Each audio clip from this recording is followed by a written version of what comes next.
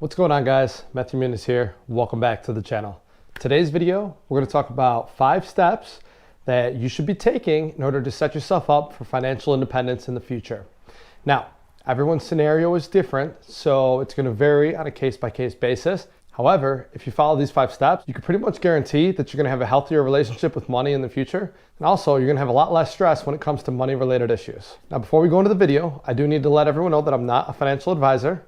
However, these are just my opinions, and I'm just letting you guys know, and it's up to you guys to do your own research and determine what you want to do with your finances. This video is not going to be about how to save as much money as possible or live the most frugal life so you can set yourself up to be rich in the future. This video is going to be about finding balance between being a little bit frugal in certain areas, but then still being able to spend money on the things that you and your family may enjoy. So let's get right into the video.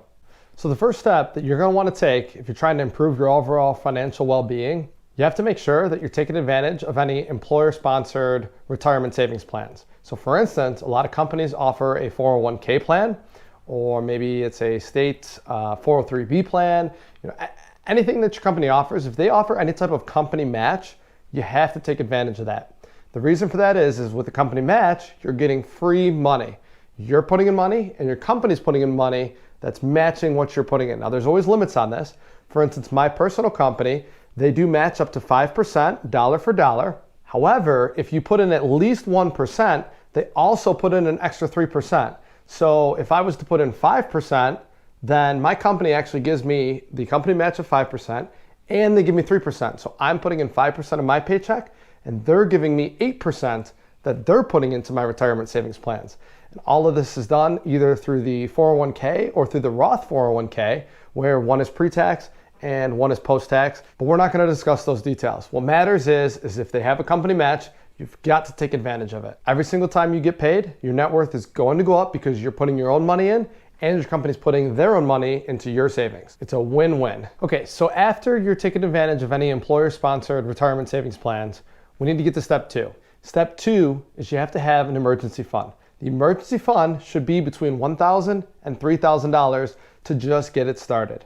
Now, later on, we're going to raise this number. However, it's good to have just a little bit of money set aside for any emergencies that may pop up. Less than 40% of Americans are actually ready to cover a $1,000 expense in case of an emergency, which is really surprising. Now, if you're younger or you make less money, then you could probably get away with having a lower emergency fund. If you're a bit older and you have a house, then you probably need to have a higher emergency fund. You need to think about things like, what if my furnace breaks? Or what if my hot water tank breaks? There's all sorts of things that come with being a homeowner. So you're gonna need more cash set aside for that. But if you're just in college and you're 20 years old, then maybe the only thing you need to worry about is potential car expenses in case of an accident or something breaks on your car. But either way, it doesn't matter the amount. The idea is you just want to get a savings account with a little bit of money in it, and that helps set you in the right direction for step 3. Now, some people may think that step 3 should be taken care of before step 2. I don't really agree with that, so we're just going to go in this order. However, the bottom line is you need to do both. So step 3 is you need to analyze your debt and start creating a plan to pay it off if you have any. Now, when we're attacking our debt, we need to realize that not all debt is bad. If you have a mortgage, for instance, with a 3% rate, you probably don't need to worry about paying that off immediately. However, if you have a credit card balance and 75% of Americans carry a balance from month to month, then you're going to want to pay that off because those rates can range from 15 to 25%, which is ridiculous. Anytime that paying interest on your debt, you're severely limiting any potential income or passive income you could make that's going to help grow your overall financial egg. So with attacking debt, you have 2 strategies that are really common. The first strategy is a bit easier mentally, and that's called the Snowball Method. You take your smallest piece of debt, so let's just say you have 5 credit cards, each with debt. You take the one that has the lowest amount and you set your goal to pay that off. So in order to pay that off, maybe you got to save a little bit more money every single month to put towards that credit card, but you continue to pay it off until it's paid off. Once you pay it off, you not only have 4 credit cards that you owe money on, and you have the mental confidence of, wow, I accomplished paying off my first credit card. Now I can do the rest. So then you attack the next one and you keep paying off bigger loads of debt until you're completely debt free. That strategy works and it's easy for people because they see constant improvements. However, the more financially savvy strategy is to actually find whatever piece of debt you have that has the highest interest. You want to focus all of your extra money on paying that off first because you're paying more interest every month due to that debt. you need to pay off that first, even if it's the biggest. It doesn't matter what it is, your goal needs to be to pay off that high interest debt first, and then work your way to lower and lower amounts of debt in order to become debt-free. Once again, remember, not all debt is bad. If you have a little bit of debt at a low interest or a 0% interest, there's actually no reason to pay that off unless you personally aren't comfortable having any debt. Then you do what's best for you. Okay, so now on the path to financial freedom, we got to go into step 4. We've already started taking advantage of retirement accounts. We've paid off our debt. We've got $1,000 or $3,000 emergency fund. Now we need to build up our emergency fund a little bit more. And notice we've gone through all these things already, and we haven't even started investing money in brokerages such as Robinhood or Webull. We're not gambling on crypto. We're not doing any of that stuff.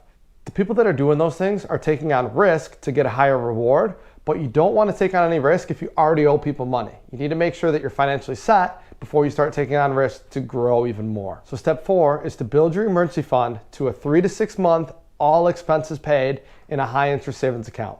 Now don't keep it in a normal bank account, put it in a high interest savings account where your money's safe and you're gonna grow a little bit every single month. The reason you want 3 to 6 months, you never know what might happen. It's good to have that money set aside in case one day you don't have your 9 to 5, or maybe your own business is not doing that well. You just wanna make sure that you're comfy.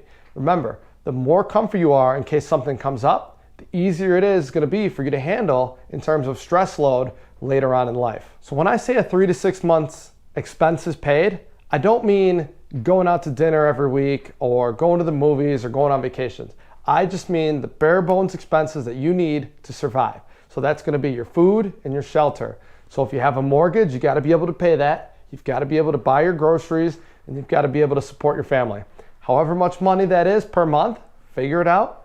Take 3 months or all the way up to 6 months and have that set aside in a risk-free savings account. Now that we've done the first 4 steps, we can go into step 5, which is the fun part. We can start to plan for our financial future. We've already got our debts paid. We're in a pretty good shape in terms of an emergency fund. We're taking advantage on a minimal level of our retirement accounts. So now we have a choice. Do we want to focus on our retirement, or do we want to focus more on the here and now, or potentially in 5 to 10 years, or do we want to find a healthy balance? I always recommend find a healthy balance. You don't want to save all your money towards retirement, towards the time when you're 59 and a half, or maybe a little bit earlier, 55, doesn't matter, because you never know what could happen. You could retire at 55, and at 56, God forbid, you might get hit by a car. You work your whole life really, really hard, and then never get to enjoy any of your hard-earned money. So you don't want to be in that situation. So as I said, finding balance is probably the best idea for most people. What you could do now is you can open up a brokerage account. Maybe you want to open up Robinhood. Maybe you want to open up M1 Finance. Depending on what you're looking for, M1 Finance tends to be a little bit more hands-off. You just automatically invest your money and it goes into pies. It's an awesome application. Or you could do Robinhood, where it's a bit more hands-on and you select every single week what you want to invest in. That's up to you. However, if you set yourself up with a goal, maybe you're going to invest for the next 10 years, and then after that, you're going to start taking out 4% of that money per month or per year, something along those lines, and use that to inflate your lifestyle a little bit while still saving for retirement. You got to make sure we're doing both. That's going to be up to you. The best way to do it, though, is if you could find a way to automate it, such as your 401k, where it comes right out of your paycheck. You're never going to know that that money was even there. It makes it a lot easier on you mentally. So an example of finding that balance is what my family does. We have my 401k maxed out, we have a Roth IRA, and then we're also contributing money into our brokerage accounts. We use actually Robinhood and Webull. Now it's not a ton of money, we could obviously put more money in, but we also like to go out to dinner, we like to go on vacation. So we're making sure that we're still enjoying our lives now. We're not living too frugal, but we're also making sure that we're set up for the future. So all in all, when it comes to setting yourself up for financial happiness, it's not about just investing all your money into some brokerage account. There's actually a lot of steps you have to take before you get there. And doing all these things is going to help you have a lot less stress in your life. You're going to find it's a lot easier to live on a daily basis because you're not always worried about money. You just let things happen automatically. Make sure that you're staying out of debt. You're taking advantage of your credit card rewards. All those things will add up to giving you a better life without actually having to work more or work harder. So if you found this video beneficial in any way, hopefully it helped you out. Make sure you hit the like button down below. Subscribe to the channel. We do videos every single Thursday around 3:15 p.m. Eastern Time. I hope to see you guys in the next video. Take care.